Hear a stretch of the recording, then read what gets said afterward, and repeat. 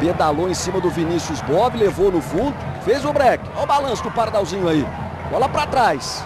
Ninguém chega. Vai chegar o Wellington Monteiro de primeira, uma bomba! Que golaço! Gol!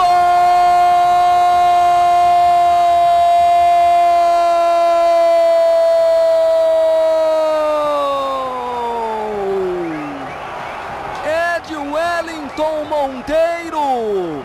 Um golaço é do Guarani.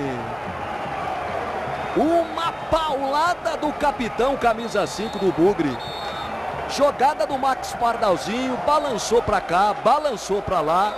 Ninguém chegou, ele tocou pra trás. O Wellington Monteiro, dá uma olhada lá da onde ele saiu, ó. Soltou a perna.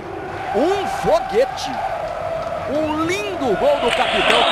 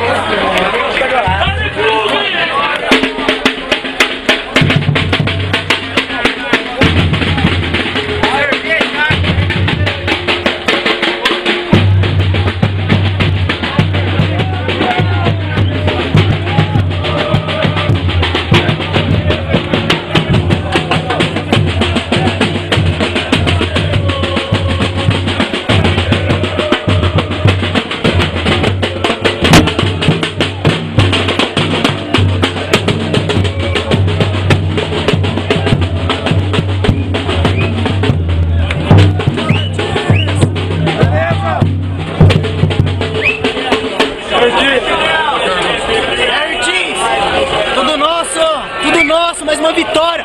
Escuta o que eu tô falando. Eu tenho fé no Bugrão. Se Deus quiser, vamos pra final e vai ser contra os Gambá. Você vai ver.